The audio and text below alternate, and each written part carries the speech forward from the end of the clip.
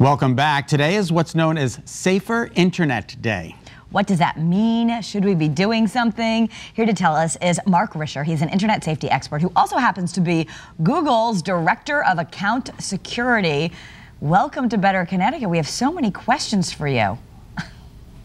Thank you. Good to be here. All right. So the first thing I guess is you recommend is keep your software up. Keep your software up to date. So there are these problems that are discovered out there. We have a lot of security researchers constantly looking if there's problems or ways that things can be hacked. And when they find one, we'll send out an update telling people they need to refresh it and to install. The problem is that if users delay, that leaves it vulnerable for longer than they need to. So when that little alarm goes off saying time to update your software, it's important that you do that. Okay, can we also, I always wonder this, like, isn't there a way to just set it so it automatically does it when the computer goes to sleep? Like, or do we always have to do it?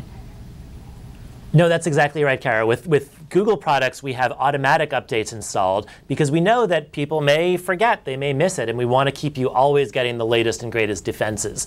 It's some other manufacturers, some other products where you might have to do that explicitly, and that's why we want to remind people that that is important to do. Now, I use 222222 for all of my passwords. Good idea or bad idea?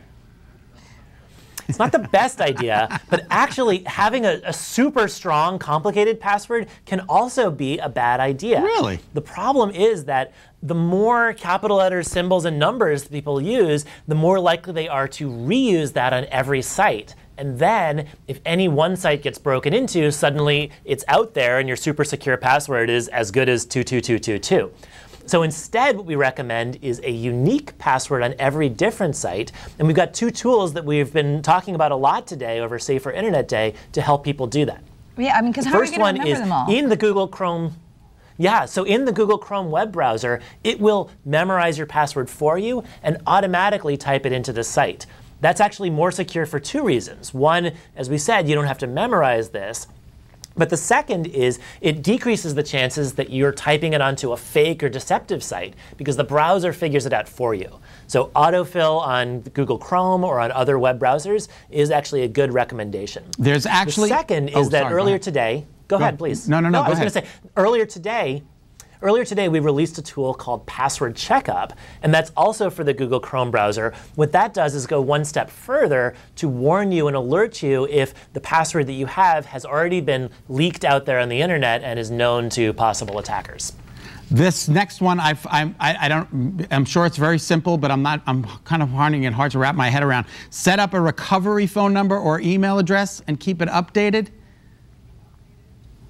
Yes, so recovery phone number helps in two main ways. One of them is that if you forget how to connect to Google, either forget your password or maybe lose your cell phone in a taxi cab, this gives us a way to reach out and get in touch. But the second one is it allows us to do what we call a secondary challenge. That is, if there's something suspicious, someone claims to be Scott, but we're not quite sure it's right, we can pop something up on the phone to confirm that it really is you. That gives you that extra layer of protection and is much stronger than just using a password alone. So we shouldn't be afraid to give our cell phone out for those two-step verifications because getting that code to punch in that shows up on your phone, that's actually a good thing.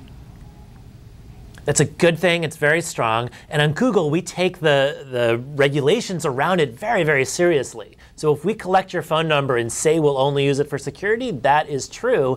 And at any time, you can visit your Google account at account.google.com to check what information you've given us and make sure that we've got it being used in the way that you expect. All right, if we have children, talk to them about online safety early, right?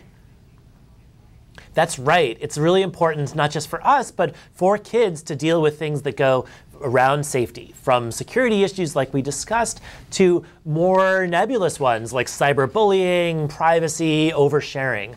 So we built a site called Be Internet Awesome, where Google's collected together both games for kids, educational games so they can learn, as well as resources for parents and teachers to be able to help people stay safer online, particularly for kids.